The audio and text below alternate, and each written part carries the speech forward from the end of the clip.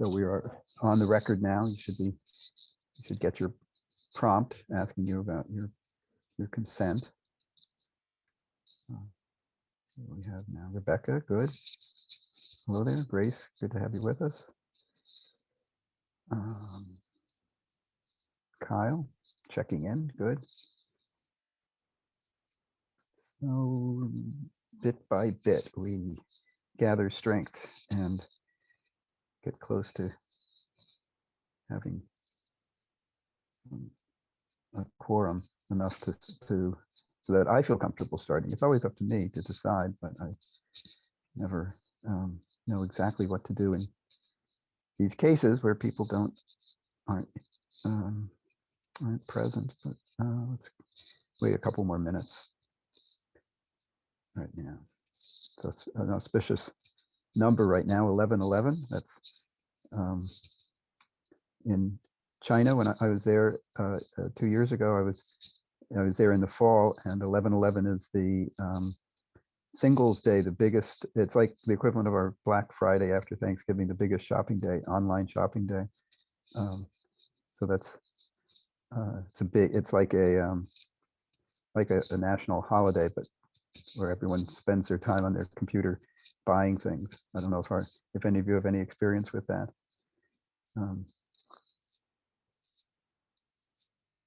But I left just before 11/11 when this was, I'd say a year and a half ago, I guess. I left just before 11/11, so I didn't see the evidence of it, but my Chinese colleagues there told me the day after, the things they had bought and such. But now it's 11/12, so now we've moved on to another time, another day, and more people. Good. Ken is with us and Isabel. Excellent. So I guess we have about as many as I can hope for at the moment. So we'll go ahead and get started. We are recording, so we're on the record now. That's good. And I'll start with my T-shirt revelation du jour. Today I have let me share my screen so you can see it better. Today I have a T-shirt that is the Glagolitic alphabet, the oldest Slavic alphabet, and I'm wearing it actually not for any particular reason for this class, other than it's another alphabet T-shirt to show you, but because in my next class in the afternoon, I'm having a guest lecturer in the Indo-European class talking about Slavic, and so I thought this would be appropriate, because Glagolitic is as you can see here, it's the oldest Slavic alphabet. It's known as, it's called Azbuka after the name of the first two letters. This one is Az and this one is Buka here. And this one and this one here. It was devised by Saints Cyril and Methodius of Thessaloniki in Greece. They were Slavs living in northern Greece. In the mid-9th century, they were sent on or invited to bring the Christianity to Moravia in Central Europe, to the Slavs there, and they figured that they needed some way of representing the word, as it were, and so they devised this alphabet. This is not the same as the more familiar Cyrillic alphabet that we see in Russian signs, for instance, and elsewhere in the Slavic-speaking, or parts of the Slavic-speaking world. The Cyrillic alphabet was named after Cyril, so there's some potential for confusion there. But it was devised in the 9th century after Cyril and Methodius. They were brothers, by the way, after they died. Mostly the Cyrillic alphabet, the more familiar alphabet, has won out in the Slavic world. But in medieval times, both alphabets were in use, both the Glagolitic and, as I say, the more familiar Cyrillic alphabet. And there are even a few pockets of Glagolitic use today in sort of special ceremonial contexts or the like. So that's the t-shirt for the day. And I will close this now and we can get back to our business here. Anyone have any questions about anything? I try to remember to ask for that, but I don't.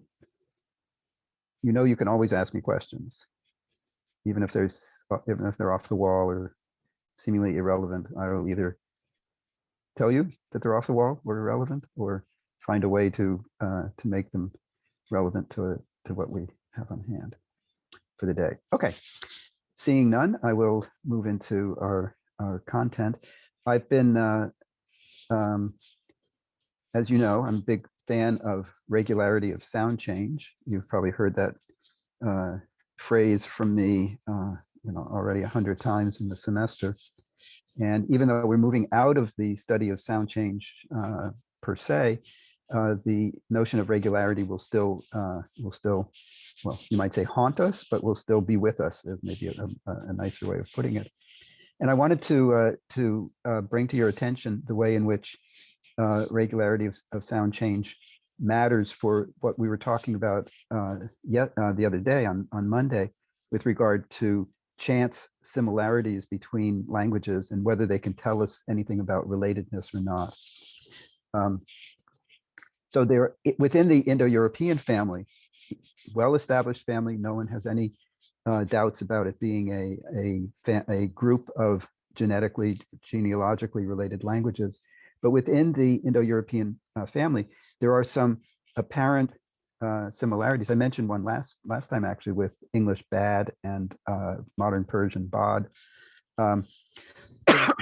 But there are some that have sort of attracted attention over the years, and they can be sorted out and sort of evaluated based on what we know about regularity of sound change, and in particular, the regular sound correspondences that hold between Indo-European languages. So it should be clear, by the way, that regular sound change feeds into regular sound correspondences between languages, so that the regular sound changes of the descent from Proto-Indo-European into, say, Latin, and the regular sound changes between Proto-Indo-European and Greek give rise to regular sound correspondences between the two languages. So there's a relationship there that's an important one to keep in mind. But these are, this is the Latin and the Greek words for God, Deus in Latin and Theos in Greek. And it has often been remarked upon that they look somewhat similar. They have similar meaning, namely God, and yet we can demonstrate that based on regularity of sound change and we might add here regular sound correspondences that result from the sound changes. And then compare that with what we know, compare these correspondences with what we know about regular sound correspondences, and then use that as a way of measuring whether this is a significant, a real set of cognate forms. And I think I've used this term cognate before with you. Does anyone remember what it means in a technical sense?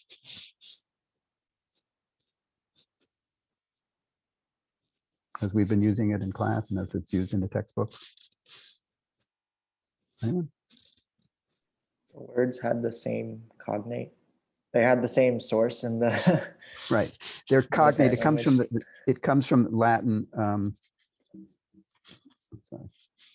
It comes from Latin for sort of co-born, if you will. Co-cognatus. And so things that are born share a common origin. As far as the the way we use it in our comparative exercises here is they are words that are inherited words that share a common source. So in the narrowest sense, they are inherited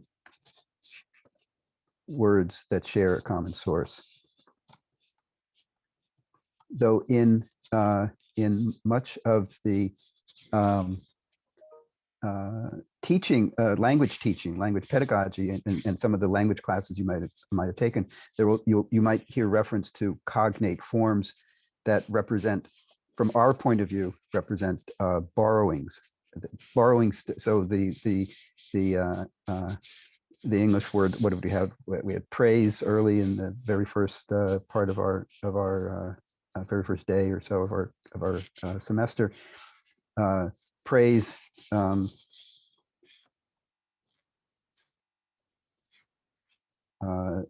Coming from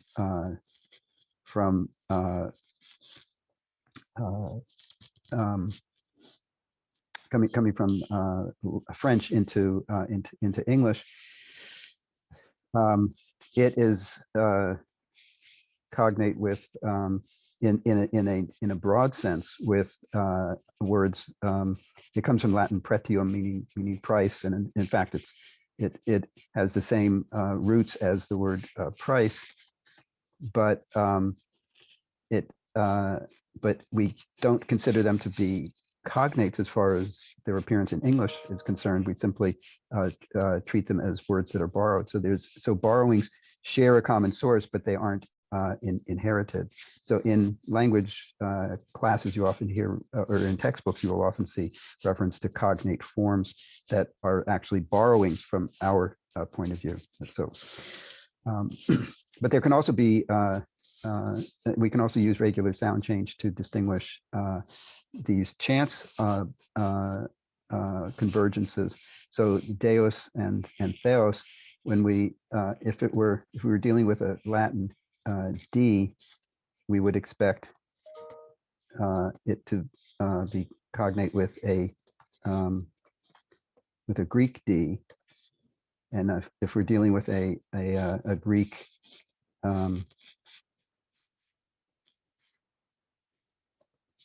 we're dealing with a Greek theta, the th, what we would expect in Latin an F, or under other circumstances maybe a V, but not a D. So if you come at it from both perspectives, what do you find in Latin? What do you expect there to be corresponding to that in Greek? What do you have in Greek, and what do you expect to see corresponding to that in Latin? These are the regular correspondences, and so the D to TH doesn't match up well at all. Similarly, with the word for day, dies in Latin, English day, for a Latin D, we expect English T, and for an English D, as I say, if you sort of work the other way, we would expect a Latin F. So it fails on in both directions, as it were. So again, this one turns out then based on, and we have this isn't conjecture, we have a solid basis for saying that these are the regular sound correspondences, for in the first instance. And so also the same holds for Latin habeo, which means have, and English have, and the Germanic haben, like German haben, for instance. Again, the forms don't match up the way you would, or the details of the correspondence don't match up the way you would expect them to. So even in languages that we know to be related, or maybe because we know they're related, because we can count on the regularity of sound change, we're able to make some fairly clear judgments about whether particular elements are particular potential corresponding forms really represent true cognate forms in the narrow sense, or are instead simply just chance convergences. As we said the other day, if you think about the mathematics of it, the number of languages, the number of sounds, the number of restricting to yourself to 1 or 2 syllable words, and the number of words in a language, it's not at all surprising that we would find some chance convergences of this sort. I'm going to go over more information about the comparative method and sort of cautionary notes about language relatedness. But I want to, before I do that, I just want to signal, especially since I have more of you with us now. I want to signal what's coming up in the next couple of days, because I've added some homework assignments to the assignment roster. We're going to be sort of wrapping up the discussion about relatedness today, and it'll spill over a bit into next week. And then we're going to move into looking at semantic change and lexical change. I have 2 homework assignments for you that are that deal with sort of the semantic / lexical side of things. That's homeworks 12 and 13. 12 is due on Monday, 13 is due on next Wednesday. They're actually pretty easy assignments. They're not intellectually taxing at all. It's a matter of just thinking a bit about various lexical items, looking things up in dictionaries to check some of the historical details about the words in the first case, and maybe just using your in the second case, using your own intuitions about the meanings of words and the meanings of phrases. So they're not particularly intellectually challenging, which is why I think I can, it'll look like I'm piling on because there's yet one more assignment. It'll look like I'm piling on, but they aren't. They're the homeworks 12 and 13 are intended to be fun, but instructive, of course, but fun at the same time. The homework number 14 is I've put in the module for course readings. I've put the 3 articles that are mentioned in the syllabus about language relatedness, by Lyle Campbell, by Joseph Greenberg, and by James Matisoff. They get a bit heavy, particularly the Campbell article, but I want you to read them, or I should say at least read through them. By now, you should have enough familiarity with the comparative method and the issues that are being talked about, so that you can go through them relatively quickly. In homework number 14, I've put together a small list of 5 questions that I want you to focus on. It'll draw your attention to particular parts of the articles.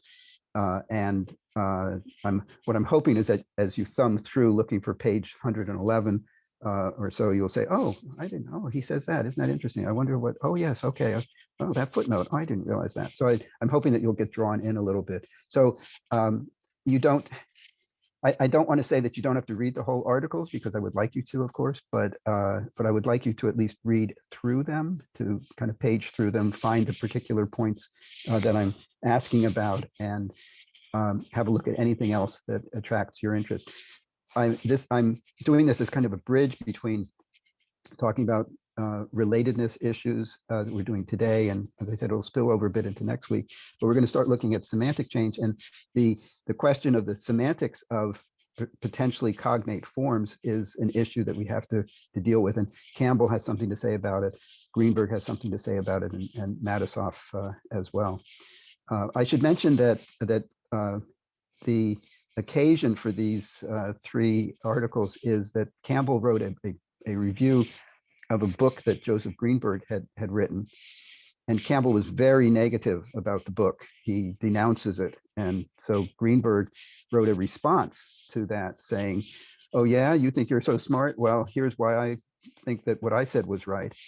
And it was kind of acrimonious in a way that so the back and forth between scholars can sometimes get. It wasn't quite a knockdown, drag out kind of fight, but there were some sort of sharp words on both sides. within the realm of sort of polite academic discourse, but nonetheless, you could see that they were really at odds with one another. So the editor of this journal, Language, was asked Jim Matisoff to sort of step in and try to give a balanced view of the issues. So that's why I'm having you read them as a sort of triad of these three articles. And I want you to think about it, though I didn't make it a specific question, but think about at the end sort of who won. Does Campbell best Greenberg, or does Greenberg best Campbell in this regard? See what you think. But we'll talk about semantic change then starting next week on Monday, with some spillover into Wednesday. And Wednesday we will sort of revisit the relatedness issue from the point of view of the semantics of putative cognate forms. So it looks like I'm putting a lot on you in the next week, but the two semantic and lexical homework assignments are actually, as I say, they're intended to be fun. They're not very intellectually taxing. The reading will be a bit of a challenge, I guess, but I've focused your attention in homework number 14 on a few particular issues that I want you to think about, and write very brief answers to, just so we have some basis for discussion on that next Wednesday. So that's what lies ahead for you. I hope you'll find them interesting. I think they will. I think you will. I think they're really good articles, and it's about by now you've had enough experience with the comparative method and questions of working out relationships between forms in different languages that I think you'll be able to appreciate the articles in a way that you wouldn't if you simply had dived into them cold, 3 or 4 weeks ago. Okay, so I wanted to make sure that you all were aware of that. Let me go back to sharing. Any questions about those, about the homework assignments? Okay, all right, good. Looks like you're all feeling okay about that. As I said, I'm trying to be sensitive to not overtaxing you. I know you've everyone has a lot on their plates these days, but the two lexical and semantic assignments are, as I said, are intended to be fun, so you can do them while you're watching TV. Even I'm not gonna fuss about that. You don't have to. They don't take a lot of deep concentration. Is what I'm trying to say. Okay, so back to screen sharing, and what I want to move into now is a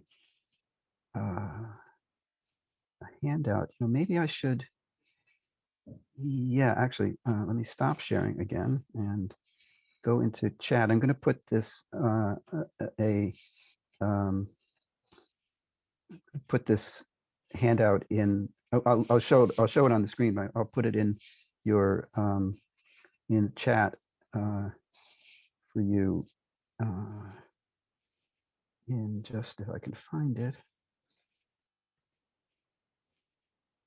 No, that's the wrong class. Okay.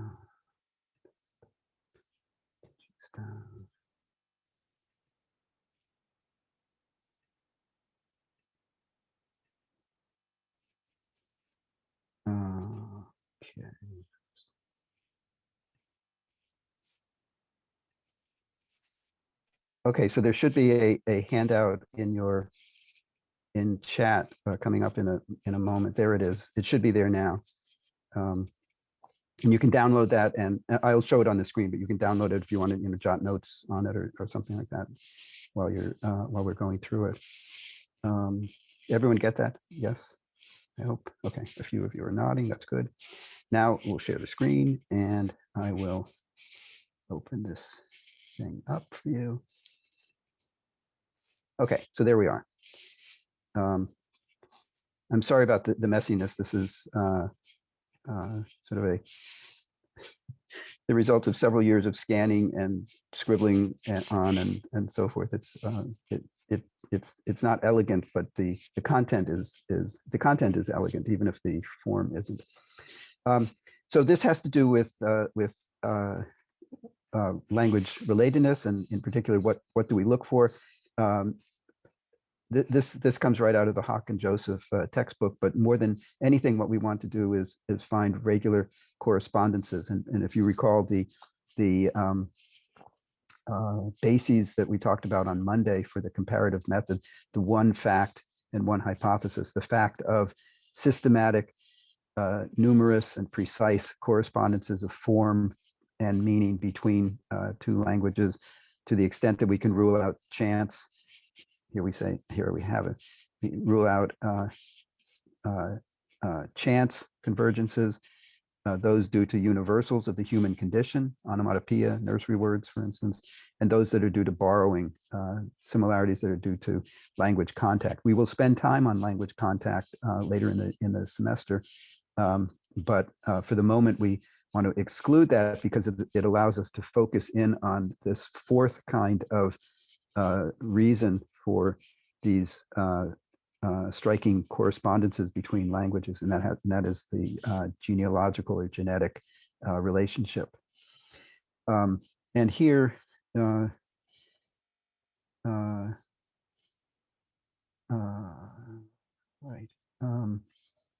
yeah, and there's actually yet another kind of telling example of, or telling type of data that can point in the direction of relatedness, and that's what we refer to as shared aberrancies, that is shared oddities, shared curiosities that we find in the two different languages.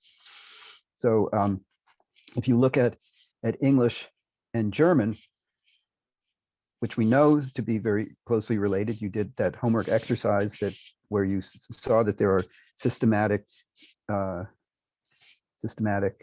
regular correspondences in sounds between English and German. But we can also point to sort of working with that knowledge, we can also point to other kinds of corresponding elements that are very telling, very significant to look at. And so if we compare English and German with regard to the adjectival degree, the positive degree, the comparative degree, and the superlative degree, we see that English and German match in terms of the word for good, good and gut. In the this is the positive form, the sort of neutral form. In the comparative, that is the more plus the more form of the adjective, we find what linguists refer to as, not a sec, what linguists refer to as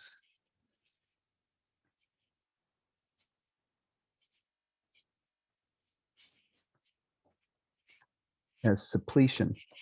It is an entirely different stem is used in the in place of another form. It's a type of I don't know if you've run into the term allomorphy.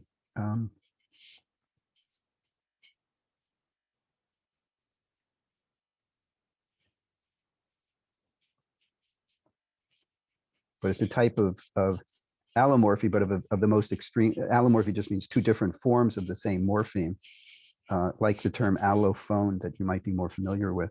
But this is a type of allomorphy, but an extreme type where the differences between the related forms are very are extreme, to the point where we really talk about an entirely different stem altogether. So good and bet, there's no way of sort of forcing them into a sound relationship of any sort. But interestingly, what we find is that not only does English have this allomorphy, suppletive allomorphy between good and the bet part of better, but in German we find something that's exactly parallel, gut, which matches good, and besser, which matches better.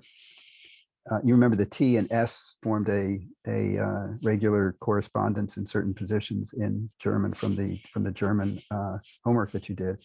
And similarly, we find something similar in the superlative degree with English best and German best. So English and German have the shared aberrancy of suppletion in the comparative and superlative forms of the adjective for good. And moreover, the suppletion matches up according to our regular sound correspondences between the two languages. And therefore, it's particularly significant. And it would be very hard to explain this as anything other than being due to a tight genetic / genealogical relationship between English and German. We can extend our view a little more and look at French. French also has, and actually this is true of all of the Romance languages, Italian and Spanish and Portuguese as well. I hope that's true about Portuguese. I believe it is. Where the word for good has a suppletive allomorph in the comparative, meilleur, and a derivative form in the superlative. But again, what we see here is that yes, French has a suppletion between the positive and the comparative, but it's a different kind of suppletion what we find for English and German. So we could use this also as a way of this shared aberrancy as a way of determining subgrouping. But it also, if for want of sometimes of anything more systematic to go with, sometimes these shared aberrancies, if they are unusual enough, can be a strong indicator, not necessarily proof, but an indicator of a possible genetic or genealogical relationship between languages. Similarly, the Indo-European languages show what's referred to as vowel gradation, that is alternations between forms of roots that have a vowel and forms of roots that are missing the vowel altogether. We see this in the word for is singular versus are plural in these languages, not in English, but even in modern German, that remains, where you have a vowel plus S form in the third person singular and just the S alone in the third person plural. And we see this in other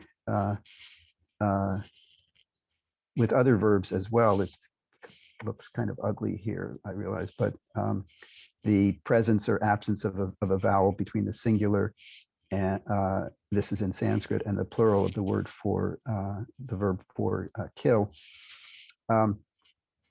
When Hittite was discovered, sort of one of the and ultimately deciphered, one of the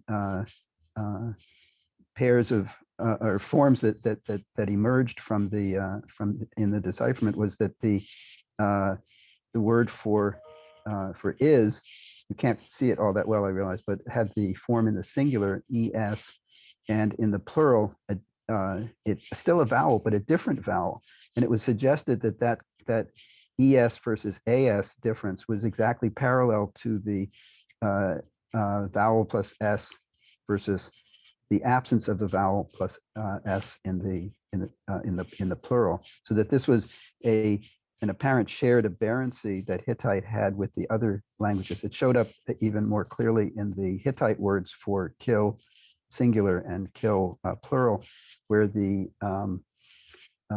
interpretation of the writing system led to positing a vowel in the singular, a form gwen, and the absence of a vowel, the form gwen, in the plural. So that shared aberrancy had been it had been remarked upon, and in fact, Antoine Meillet, who you may remember from last week, was part of your intellectual lineage, leading because he was one of the professors of Emile Bambaniste, who was a professor of my professor, Calvert Watkins. So he's part of your intellectual lineage. Meillet once commented that if all we had of Hittite were these forms and we knew what they meant, so that we knew it was singular versus plural. This shared aberrancy with the vowel gradation system found in other Indo-European languages would be enough, he said, to suggest very strongly that it was an Indo-European language. As it turns out, we had much more, so we didn't have to rely just on that one piece, but he was confident enough in this shared aberrancy. He referred to them as singular facts about the languages that we could work with. In terms of working with data, it's been said, and this is part of the controversy between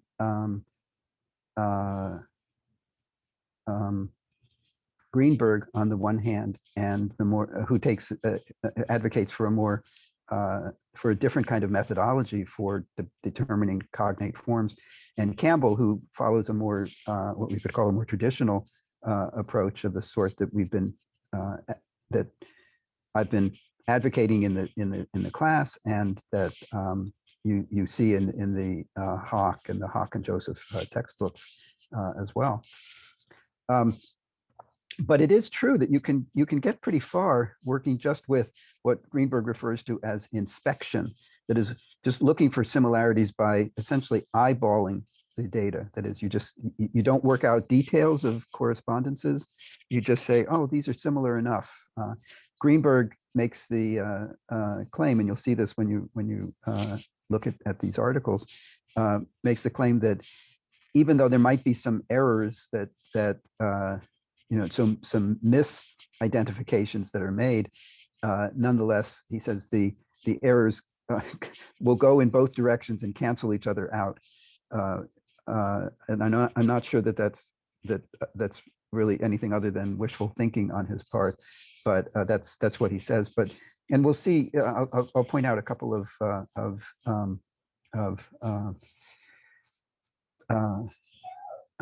possible misidentifications that show up here. So these are the words for 1, 2, 3, and these are some basic vocabulary items. So thinking back to what you looked at on Monday in the Swadesh list, these are all words that are on the Swadesh list. So head, ear, mouth, and nose are body parts, and therefore part of the human experience, no matter where you are. 1, 2, and 3, by restricting attention to the lower numerals, that gets around issues of, so what about languages that have very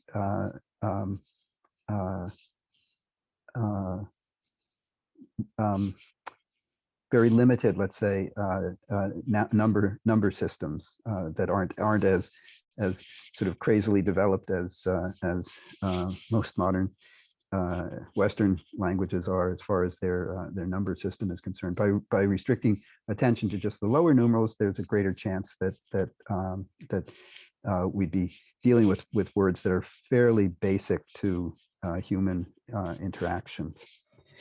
And if you look at these, there are well, the languages are identified over here, so sort of the answer is given, as it were. But do you notice any correlations between the sort of the evident similarities and the subgroupings that we find, and for that matter, differences between any of these languages and the last 5 languages, which are not Indo-European languages? Can anyone take a quick look at these and comment on any of the say even just with regard to the number 1, for instance, without having to just restricting our attention to this column? What similarities, just eyeballing things, what similarities emerge, and what I can make this a little bit bigger. Oops. So what similarities do you notice here, and how do they correlate with known genealogical groupings within Indo-European? Anyone see any, and how do they differ from the non-Indo-European languages on the list? Anyone want to venture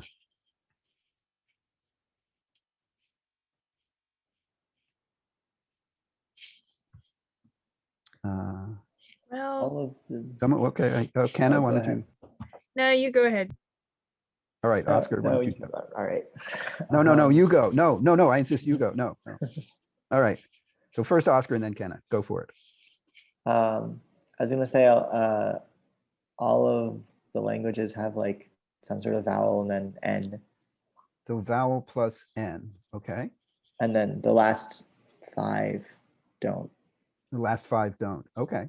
So there's an appearance of some similarity here, and some of them are really quite striking. So look at Danish, Norwegian, and Swedish with their N, ein, and so based on, if we didn't have this column here, if it were just like this, and you have to make some guesses as to what the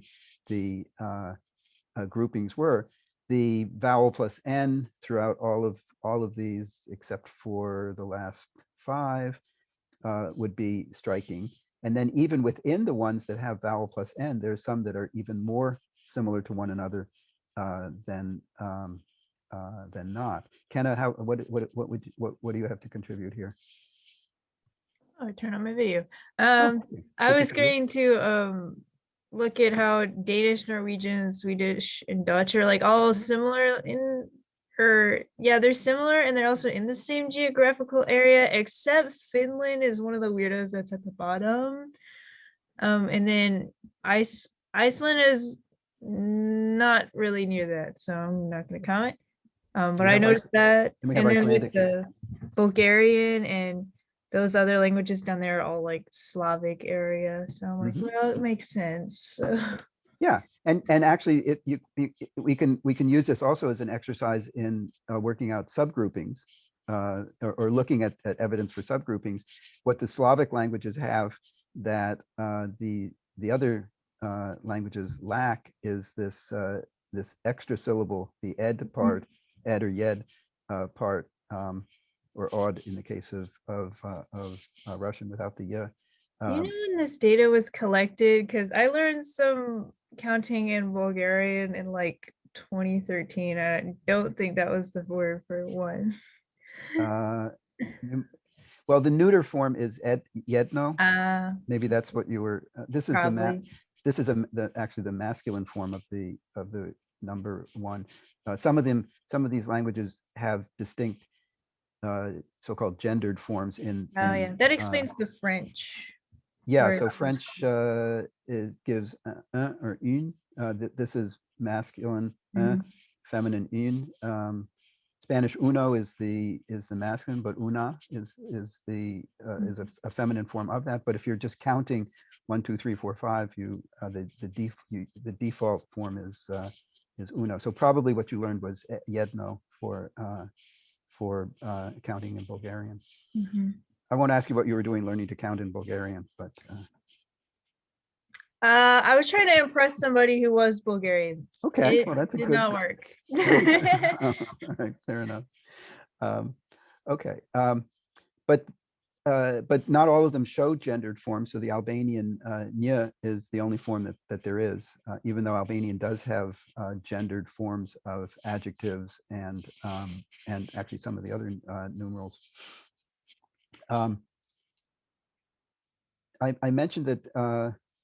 So we can see some evidence for subgrouping. We can see some evidence for large groups like Indo-European as opposed to non-Indo-European.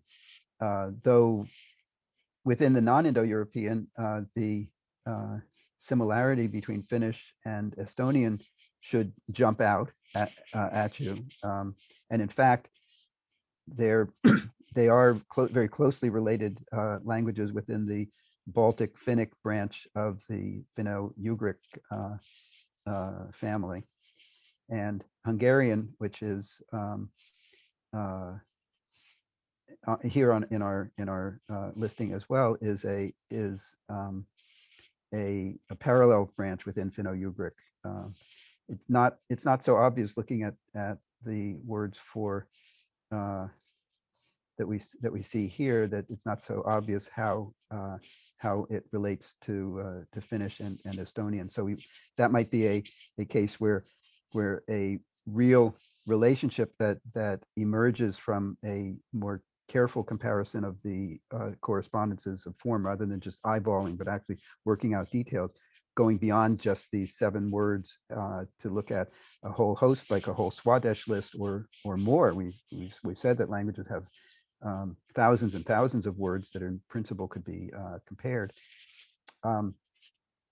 So it's not obvious that Hungarian fits with Finnish and Estonian based on these 7 words, even though, as I say, a fuller consideration of the data groups them together.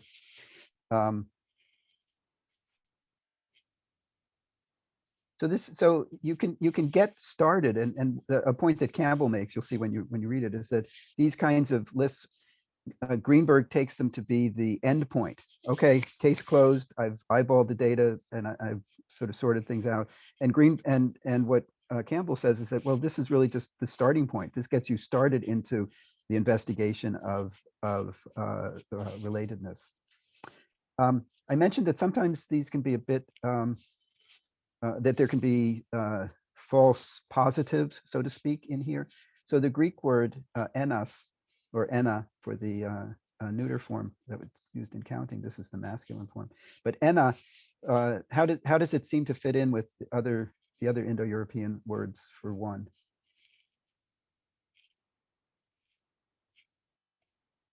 Does it seem to fit Oscar's generalization about vowel plus n?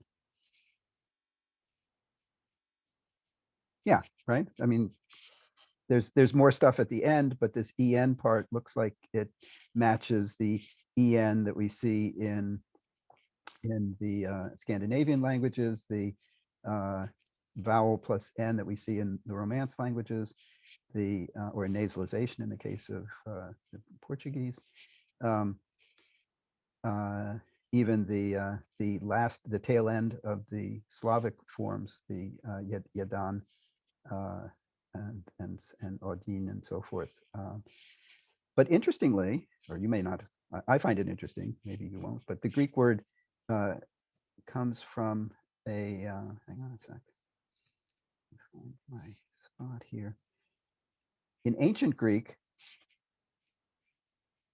the word for one was hen, so there's already something more there. What's that H doing there? But we see with the Slavic words that there can be some added elements, and sometimes you have to do that. If you remember the very first comparative exercise you did, the Burman languages, Burmese, Maru and Atsi and Maru, there were some hyphens in there, and you were told to ignore stuff to the left and just focus on this on the stuff to the right of the hyphen, because sometimes you have to know what to focus on. Remember what Calvert Watkins said, the first rule of the comparative method is you got to know what to compare. So Greek is hen, but when we consider the regular sound changes that gave rise to a Greek from Proto-Indo-European, and even within Greek, there's in the oldest layer of Greek, Mycenaean Greek, which I think I talked about at one point very early on in the semester.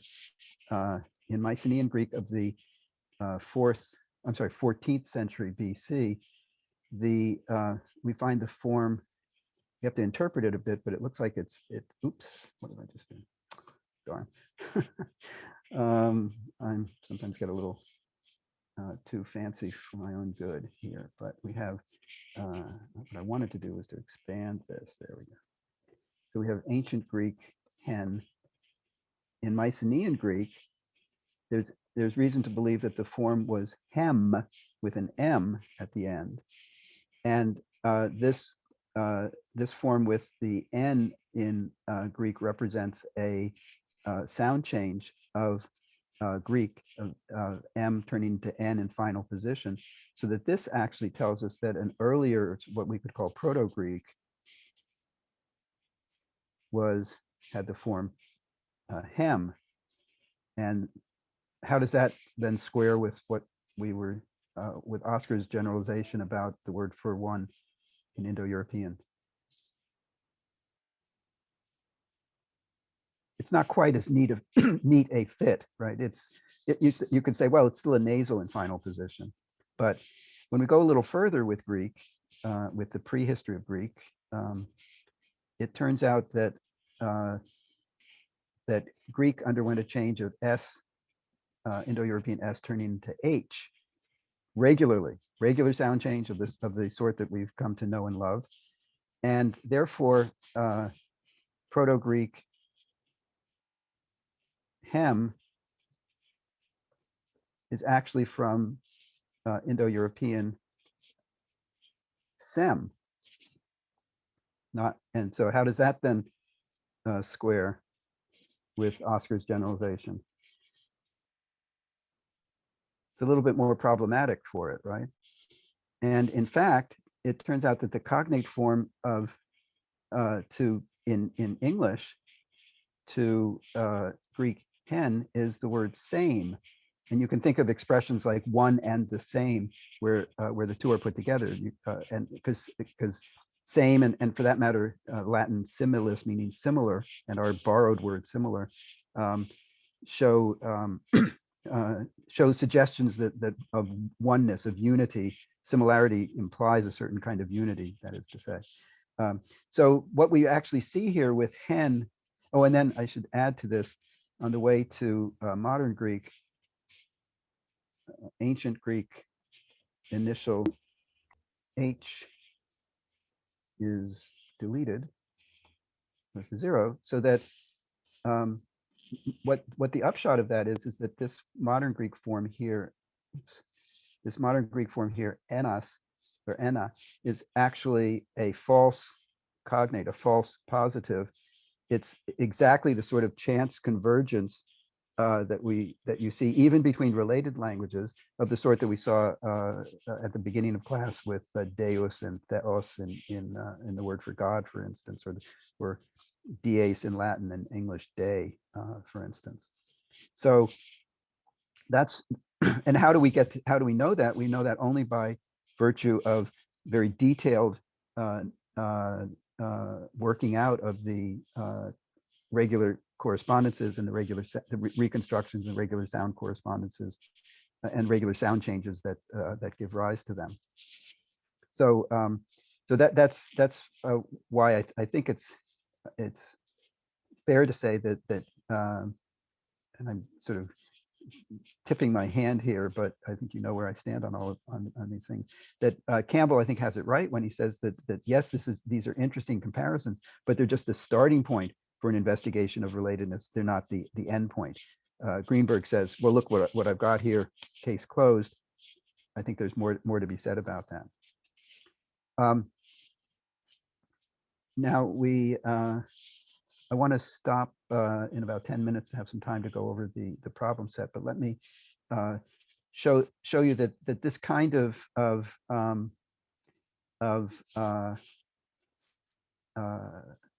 investigation of based on or cognate forms can be done in or I'm sorry, based on a limited vocabulary set, that is the inspection, the eyeballing kind of thing, can be done on other languages, other groupings of languages. These are the Algonquian languages from North America,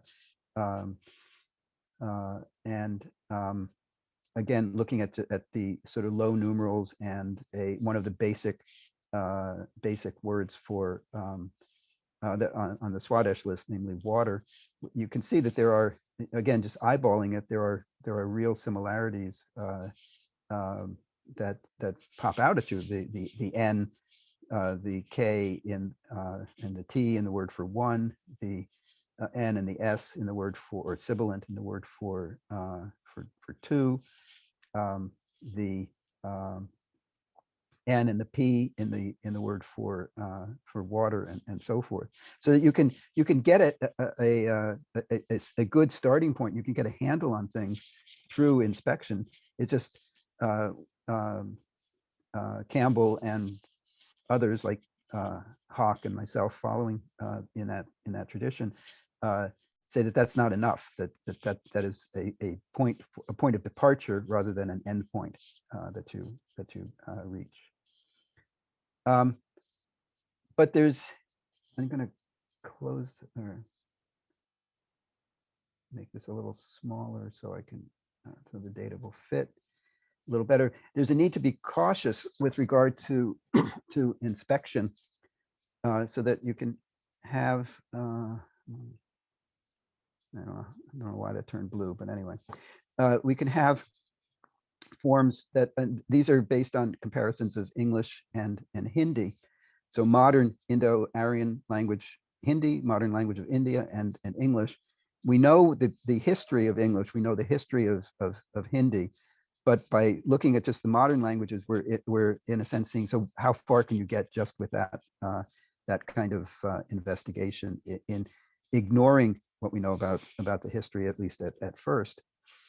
But what we find is that there are, and this is a reason to be cautious with regard to the inspection, the eyeballing type of approach, because you can have true cognates that are that are relatively recognizable. So this is the root for tie or bind in Hindi, band, cognate with English bind, and there's a strong similarity there. Bhai, the word for brother, and English brother. Notice that they match in their semantics as well. Keep that in mind for when for some of the work that you will be doing in the coming week or so about semantic change. How for brow, ot for 8, and so forth. Some of them are a little less recognizable, but not but still sort of in the ballpark. Do and tu, for instance, dant and tooth. We can even in a relatively small set sometimes tease out a couple of potential regular correspondences. So the D of Hindi to the matching the T of English in dant and tooth, and do and tu.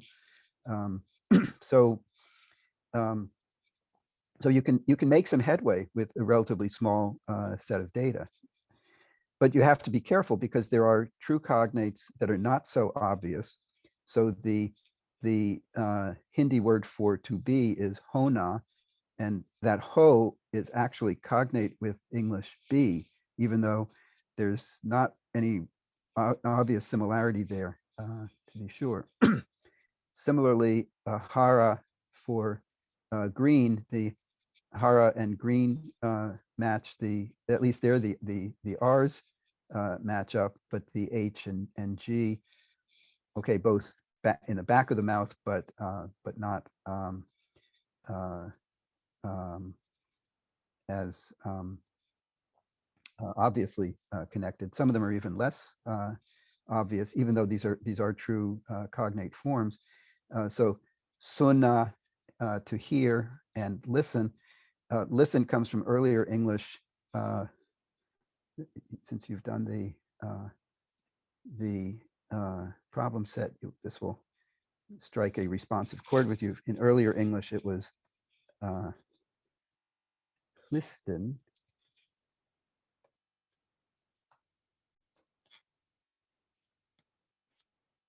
where the HL to L is a change that you're now familiar with from the problem set, and it's the HL that the H that corresponds to the S of the Hindi form, but you wouldn't know that by looking at listen because the H is dropped out within the history of English.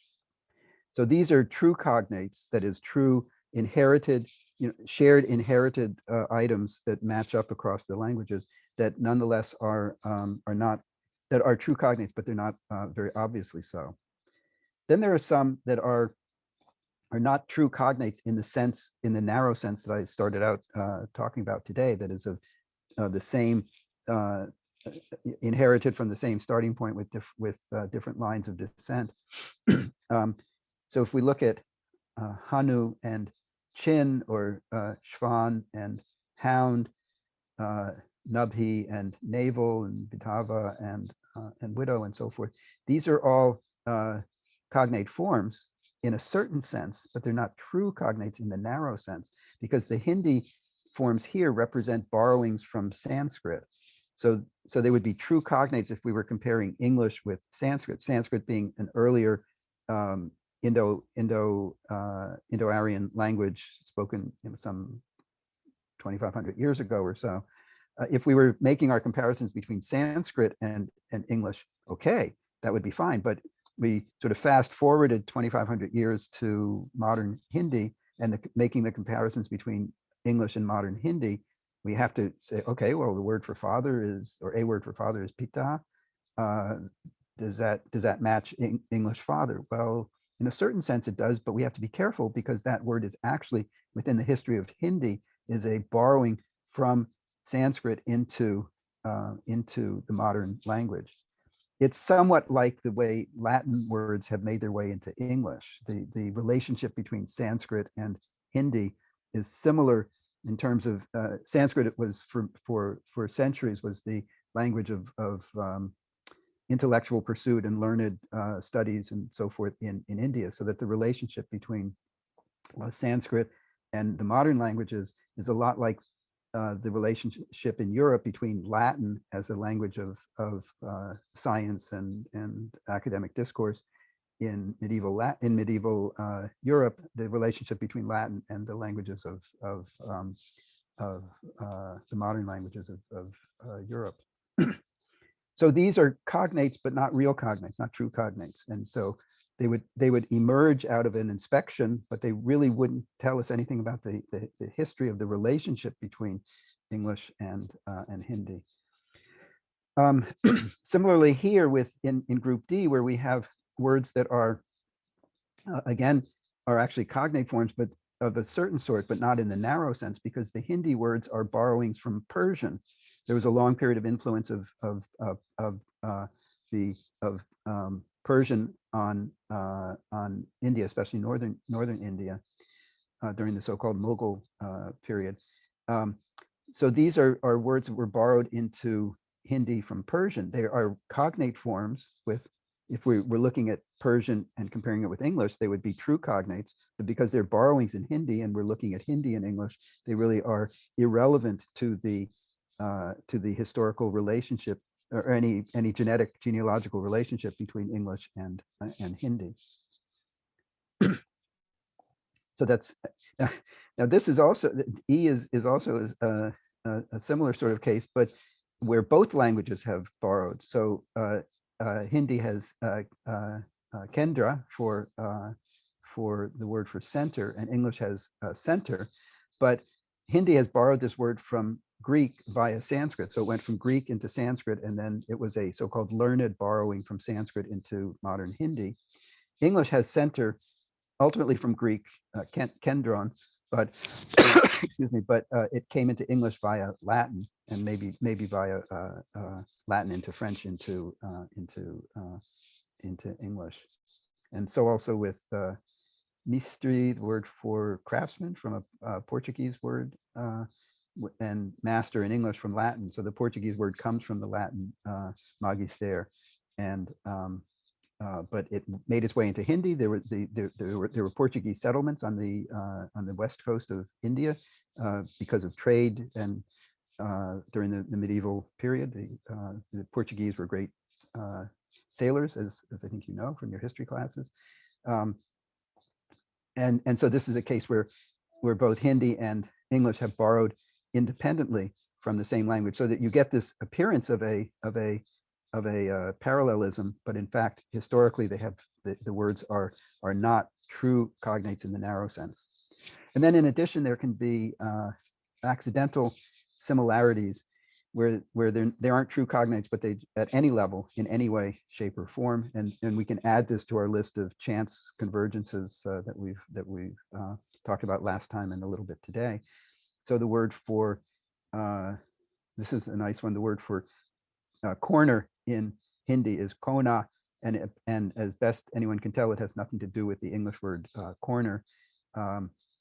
Ghas it looks like English grass, but again, there's probably not, no, as best we can tell, no connection between the two. Kuta for dog and hound. It's been suggested that kuta maybe is the ku part is a onomatopoeia. So I don't know if dogs go, I don't think they go ku, ku, ku, but it turns out that there are a lot of dog words across the languages of the world that have ku in them.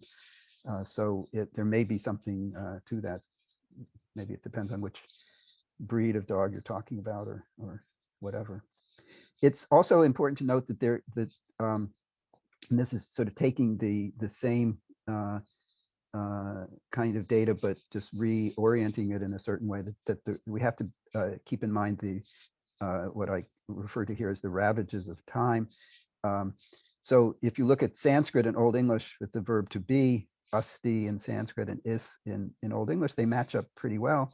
But Hindi has innovated a new verb from the hona, the ho root that I mentioned earlier, and has hai for is, and modern English has remained the same. So Hindi has innovated here, and so the result is that the relationship is more evident at the earlier stages of the languages involved, but not at the later stages.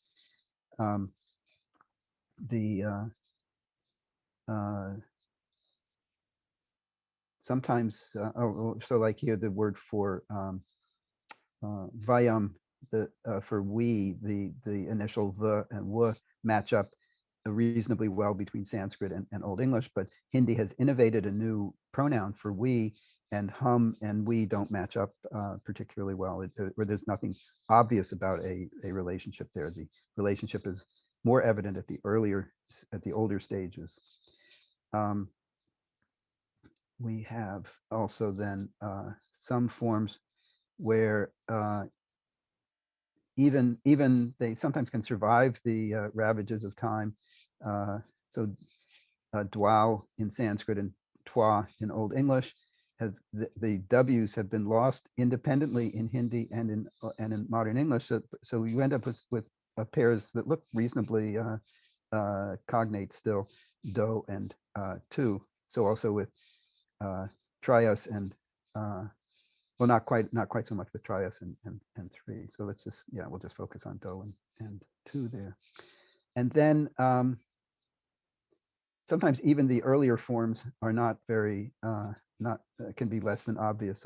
So chakra for wheel and Old English juego don't seem very much like one another, and yet they actually derive quite regularly from an Indo-European root or stem quequlo, like that. And so also you can look at these others on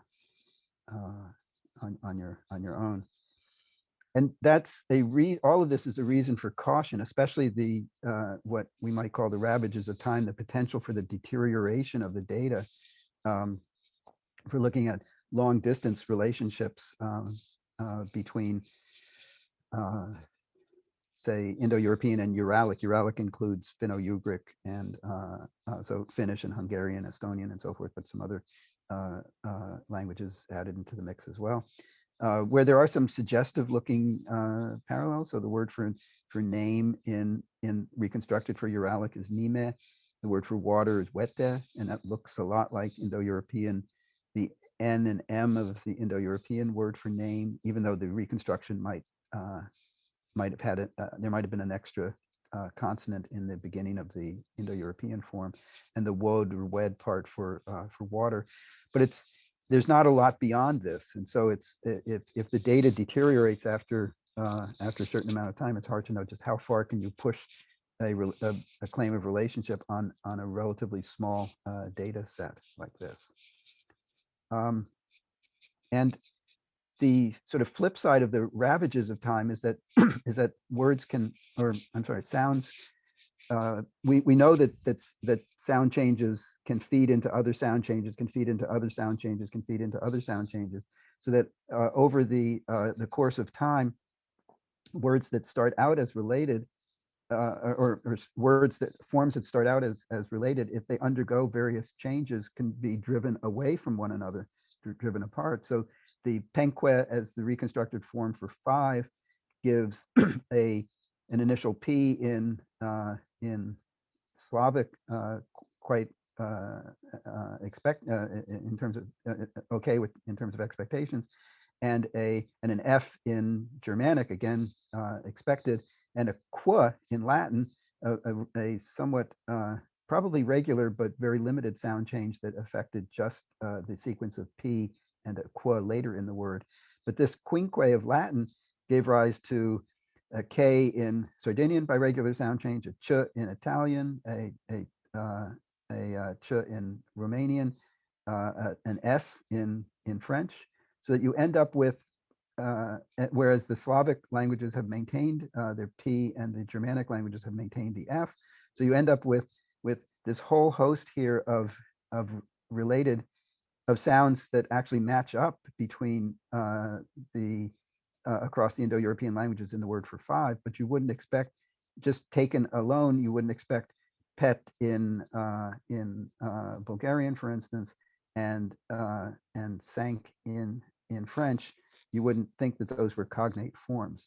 So so the ravages of time can make it very hard to see cognate forms, and sometimes the relationships between the forms are almost unbelievable, and you'll see that Matisoff makes reference to this one, but the word for two in Sanskrit is dwau, and the word for two in Armenian is yerku, and it turns out that this dwa corresponds regularly to the yerk part of yerku, even though they seem to have almost nothing in common. I'll leave it. I want to spend a little bit of time on the problem set, so I'll leave this as an open question for you to think about. Actually, in the Hawk textbook, he does give you a bit of discussion, but maybe we'll take that up on Monday. Okay, so all that is sort of cautionary, but it gives you, I think, a taste of what you could look at for, or what you'll be what you'll see in what you read, those articles that you read. So I'm going to just quickly go through some of the key points in the problem set. You all did reasonably well. I was pleased. I was, of course, I wanted everyone to do perfectly in the answers, and it did sort of reveal some sort of the soft underbelly of some of the presentation that I've done, which I realize, and it also suggested to me that not all of you have been doing the readings in the textbook. So I'm, which I think is partly my failings for not being more heavy-handed about the reading. I was hoping that you would just be doing it all along, and some of the ways in which you answered things suggested to me that you couldn't give that answer if you had actually read the textbook. So I'm not scolding you, I'm simply explaining what's up here. But in the first case, you had this correspondence of ch in final position to ki. As I said, this was made up, but it was based on real languages, in particular Algonquian languages that have this kind of correspondence in final position. And there were two different developments or two different correspondences that were relevant: the ch and k correspondence and the 0 and I correspondence, and sort of putting those together gave you four possibilities of different starting points and different changes. And all I wanted you to do was to sort of crank through each one. I hope that I'd set it up in a relatively transparent way so that you could see what was going on.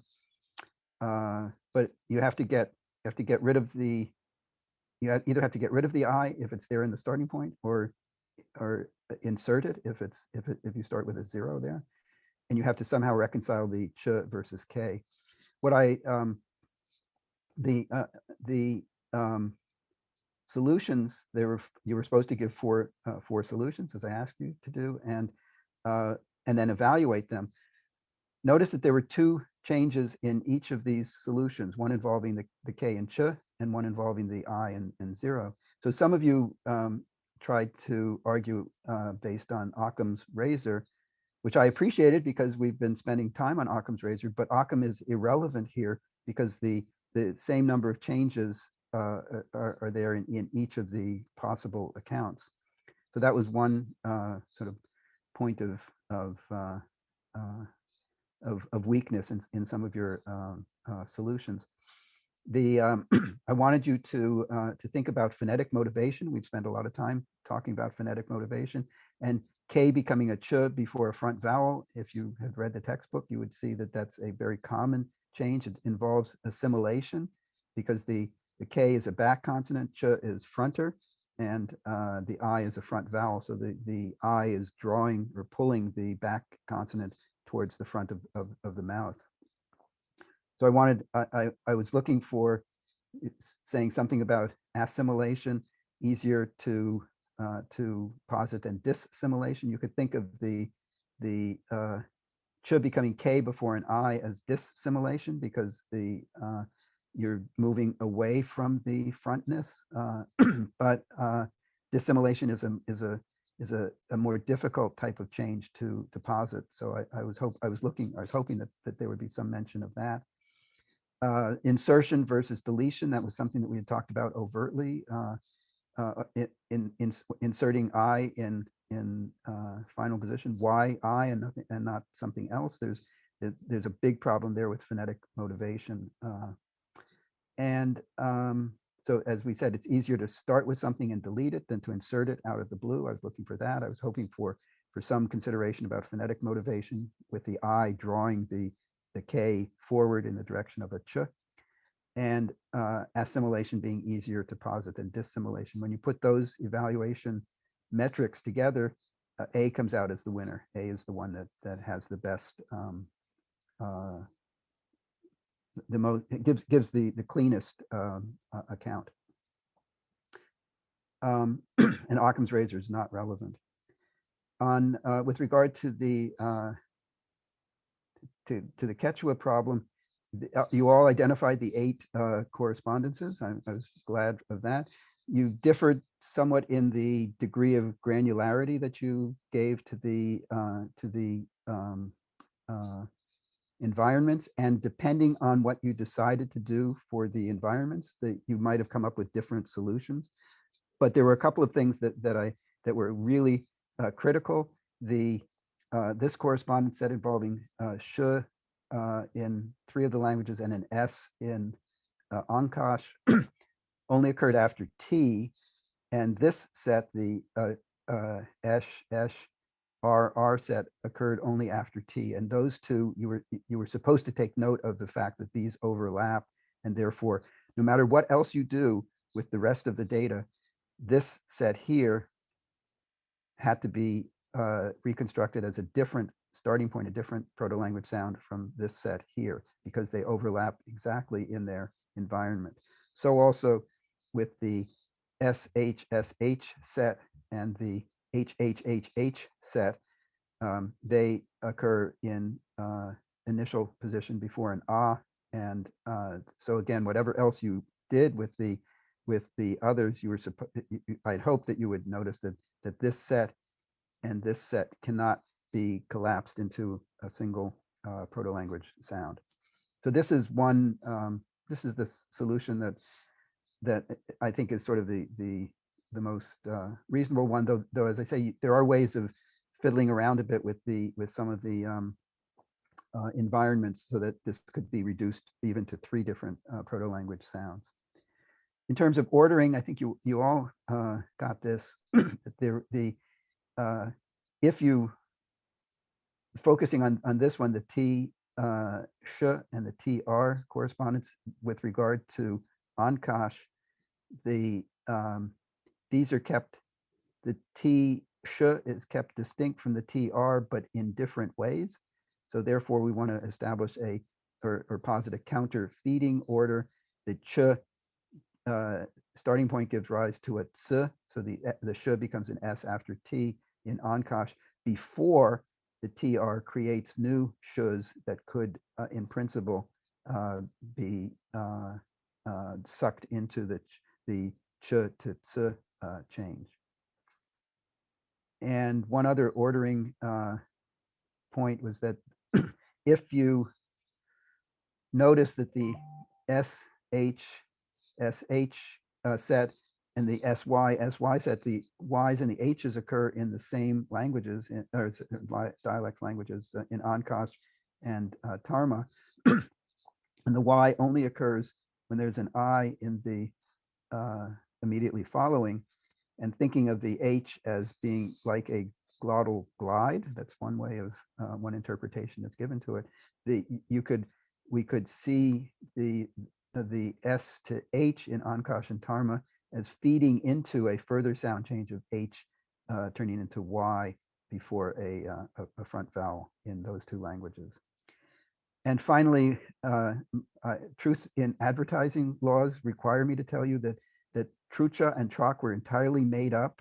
They're real. It's a real Spanish word, and truck is a real English word, but their occurrence in Quechua was just made up in order to get you to think about what to do with words. What I'd hoped you would see, and many of you did, is that these were obvious borrowings from Spanish trucha into my fake Quechua, and English truck into my fake Quechua, and that in order to account for them, the TR is problematic because in Ancash and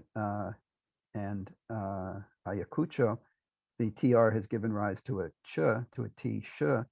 So the simplest way of explaining these, once you recognize that these are likely loan words, is that they were borrowed after the sound change with the TR had run its course. And then English underwent an early Germanic shift of P to F, as Bethany told you last week. But there still are P's in English. So when praise was borrowed from French, it didn't undergo a change of P to F. That sound change was over and done with well before praise entered the English language. Okay, and speaking of English, well, we're out of time, so I think you all mostly got the last one. But anyway, if you have, all of your problems have been graded and are available to you. If you have questions about them, please email me, or we could have a Zoom meeting. But in any case, take those up with me individually, I think.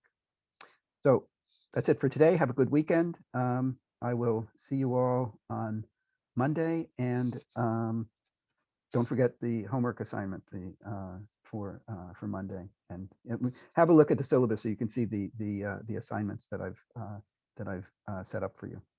Okay, take care, everyone. Bye-bye. Thank you. Yeah, thank you. Thank you.